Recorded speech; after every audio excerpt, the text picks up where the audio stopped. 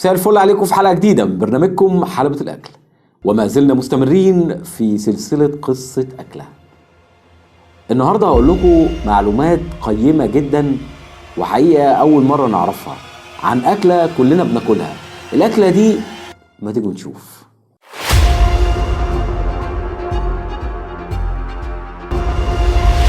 المسقعة. هل تعلم يا صديقي إن المسقعة ليها قصة وحكاية كبيرة قوي، قديمة جدا من قديم الأزل. نرجع بالزمن كده لورا بعيد أيام الفراعنة.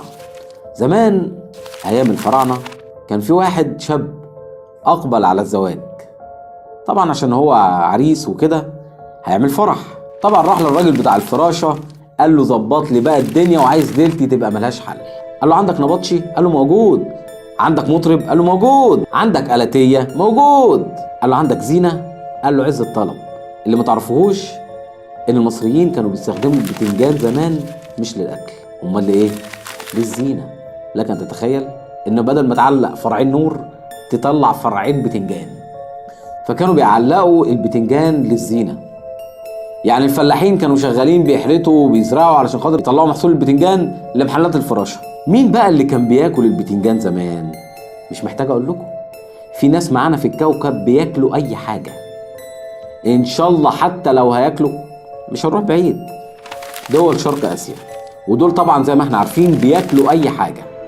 بعد كده البتنجان اكتشفوه في اوروبا وبقى بياكلوه، وهم اول من اخترع المسقعه ان هم جابوا البتنجان وحطوا عليه طماطم وبقى بيتاكل سخن وساقع، علشان هي كده سموها مسقعه. طبعا دي معلومه مغلوطه وملهاش اي اساس من الصحه.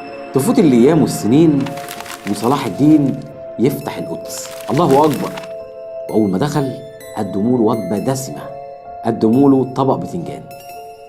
صراحه الراجل كان قنوع وكله وعجبه واطلقوا عليها المقلوبه. معرفش علاقتها بالمسقعه، بس ادينا بنقول التاريخ وخلاص. تلف البتنجانه لفتها وتيجي على مصر تاني، بس المصريين المره دي ابدعوا، لازم يحطوا التاتش بتاعهم. مفيش اكله خلقها ربنا دخلت مصر الا لازم تلاقي التاتش بتاعنا موجود فيها. حطوا بقى عليها الفلفل والبطاطس وشويه لحمه وبقت المسقعه اللي احنا عارفينها. وفي ناس بتاكلها من غير لحمه بتسمى ارديحي يعني، وبقت تتسمى في مصر والسعوديه وفلسطين مسقعه، وفي العراق تسمى مسخنه. تبسي ايه؟ هو انت ليه بتحرك؟ وتسمى في العراق التبسي.